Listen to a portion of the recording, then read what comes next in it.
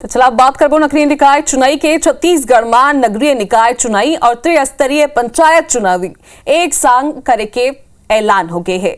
चुनाव ले जुड़े तमाम विषय में राज्य निर्वाचन आयुक्त अजय सिंह ले खास बातचीत करी से हमारे संवाददाता राजेश राज। छत्तीसगढ़ में नगरीय निकाय और त्रिस्तरीय पंचायत चुनाव का ऐलान हो चुका है। आज से ही आचार संहिता लागू हो गई है। राज्य निर्वाचन आयुक्त अजय सिंह सर हमारे साथ हैं, बातचीत करेंगे। वन नेशन वन इलेक्शन के तर्ज पे सर दोनों चुनाव एक साथ हैं।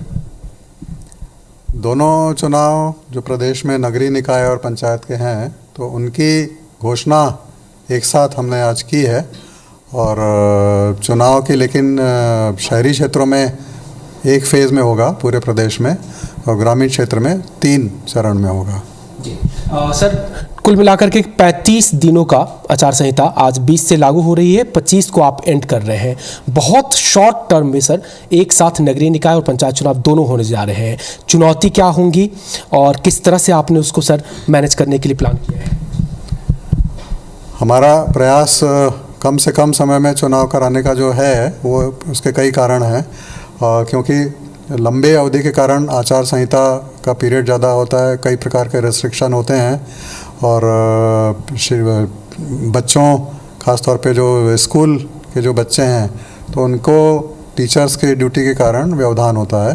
तो इन सब को दृष्टि से हमने ये प्लान किया है कि कम से कम पीरियड में चुनाव कराएं, लेकिन कम समय में कराने की अपनी चुनौतियां हैं, मैन पावर की, फोर्स की।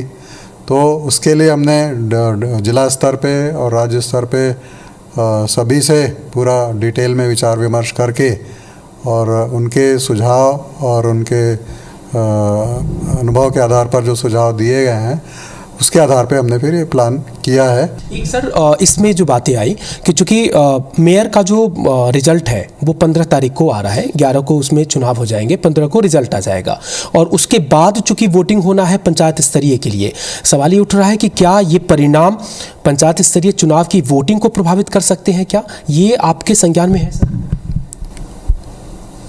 जहाँ तक मैं समझता हूँ ग्रामीण क्षेत्र के विषय अलग होते हैं, ग्रामीण क्षेत्र की जनता अलग होती है और शहरी क्षेत्र के विषय अलग होते हैं। तो उसका इस प्रकार का जैसा आप सोच रहे हैं, मेरे हिसाब से ऐसी कोई संभावना नहीं होनी चाहिए। 20 जनवरी से शुरुआत है और 25 फरवरी को खत्म हो जाएगी आचार संहिता और 1 मार्च से बोर्ड परीक्षा है। सर ने जैसे बताया कि परीक्षाएं प्रभावित ना हो, बच्चे प्रभावित ना हो, इसलिए कई मायनों में इसे बहुत कम समय में संपन्न कराने की कोशिश की गई है। कैमरा पर्सन अनिल नागले के साथ राजेश राज, IBC 24 रायपुर।